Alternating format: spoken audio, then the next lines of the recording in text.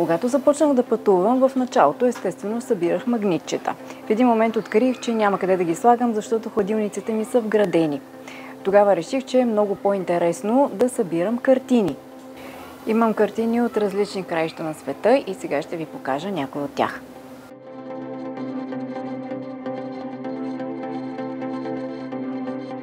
Тези картини са купувани от остров Корфу.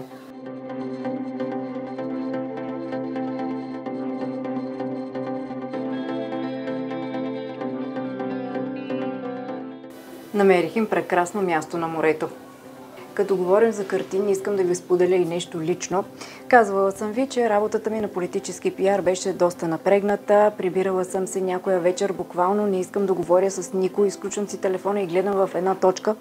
Точно тогава открих, че драскането на молива и рисуването, понеже аз не мога да рисувам, ме успокоява. И много бях щастлива, когато започнаха да излизат картините рисуване по номера, защото това е начин като гоблен да направиш картина, да се водиш по някакъв план, без да си художник, а същото време е толкова приятно и разтоварващо. Това са картини, които аз съм правила на морска тематика.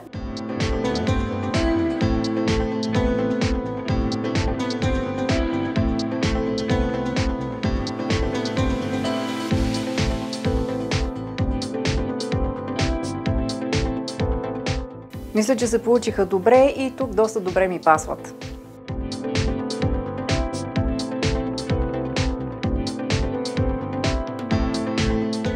Това не са картини, но тези нощни лампи са ми спомен от остров Мавриций. Тази кожена маска е купувана от Тунис.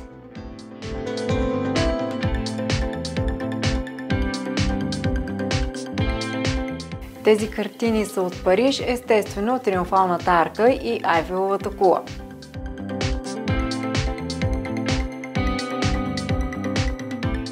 Заради работата ми досега нямах възможност да обръщам достатъчно внимание на канала на Професия Турист в YouTube, затова и много от видеята не са качени, като това за Париж, но обещавам да наваксам. Ще гледате нови динамични филми, снимани по малко по-различен начин, но и малко по-стари видеа.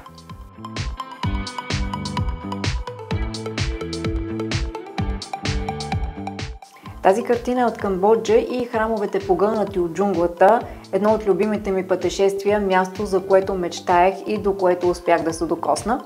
Него можете да гледате в канала на Професия Турист.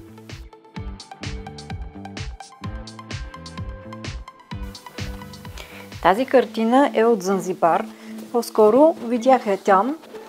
Нямах време да я купя, минавахме с едно тук-тук и единствено успях да я снимам. Когато се прибрах, използвах снимката, за да си направя някакъв макет, върху който да рисувам. И мисля, че се получи добре. Поне ми е един прекрасен спомен от там.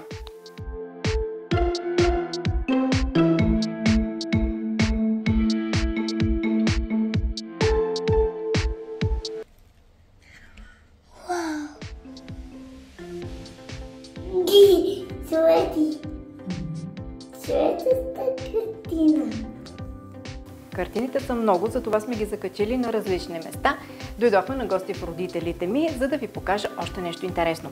Картините от Куба не ни харесаха, затова си купихме чиния с емблематичният Капитолио и ретрополите. Тази е от най-приказното място в Италия, Алберобело, за което съм ви разказвала много в Професия Турист. Това е от Кападокия, където бих се връщала многократно.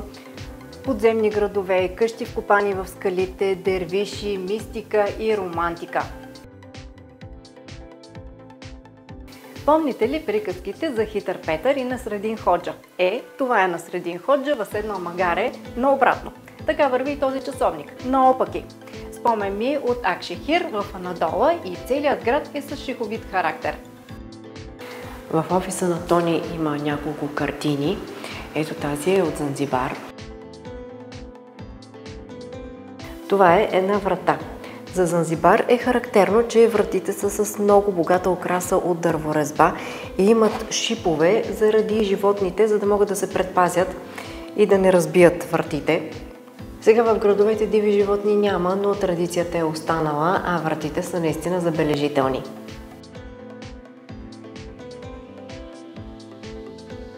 Аз не я харесвам особено, отгоре на това е нацапана, но Тони с това меко сърце и тези редки пръсти просто купува много неща излишни. Тук са още две картини, които сме съчетали. Едната е от Мароко, другата е от Тунис, но са в един стил и си подхождат.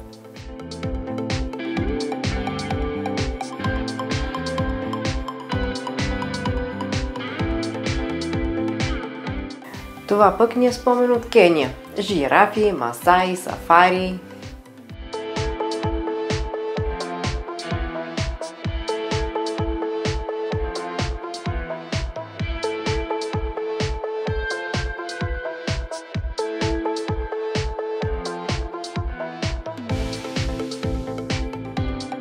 Сега ще ви покажа и любимата ми картина. Преди доста години я видях за първи път в Египет и направо очите ми останаха в нея.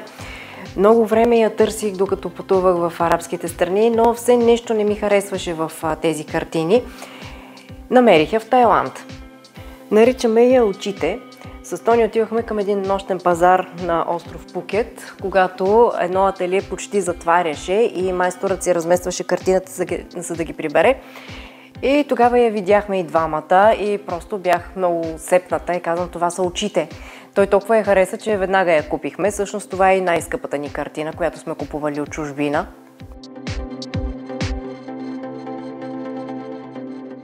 Ще кажете, че това е скъпо удоволствие да си купуваме картини, като обикаляме света, но всъщност не е, защото някои от тях струват по 10-15 долара. Да кажем, че има и магнити на тази цена. Картините са хубав спомен, стига да има къде да ги слагате. Аз на някои от тях още не съм намерила място, но и това ще стане.